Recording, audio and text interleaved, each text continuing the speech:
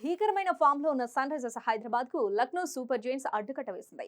ఉప్పల్ మైదానం వేదికగా జరిగిన మ్యాచ్ లో అన్ని విభాగాల్లో ఎస్ఆర్హెచ్ పై లక్నో ఆధిపత్యం ప్రదర్శించింది. ఐపీఎల్ 2025 సీజన్ లో తన మొదటి మ్యాచ్ లో విజయానికి చేరువగా వచ్చి ఓడినప్పటికీ రెండో పోర్లో మాత్రం లక్నో స్ఫూర్తిదాయకమైన ఆటను ప్రదర్శించింది. అయితే మ్యాచ్ అనంతరం విజయానికి గల కారణాన్ని లక్నో కెప్టెన్ పంత్ ఆనందం వ్యక్తం చేశాడు.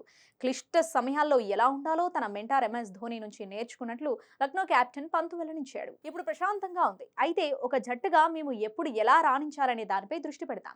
గెలిచినప్పుడు అతిగా ఆనందించకూడదు, ఓడిపోయినప్పుడు తీవ్రంగా నిరాశ చెందకూడదు.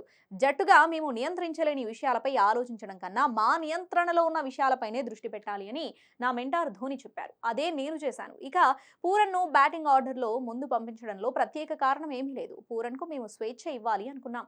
ఒక బ్యాటర్ నుంచి ఫామ్ లో ఉన్నప్పుడు అతడికి పూర్తి స్వేచ్ఛ ఇవ్వాలి. అతడు మా కోసం అద్భుతంగా బ్యాటింగ్ చేశాడు. మొత్తం జట్టు క్రమంగా సమిష్టిగా రాణిస్తూ మెరుగవుతుంది. ఇప్పటి వరకు మా ఉత్తమ ప్రదర్శన ఇవ్వలేకపోయినా గెలిచినందుకు సంతోషంగా ఉంది అని పంత్ పేర్కొన్నాడు.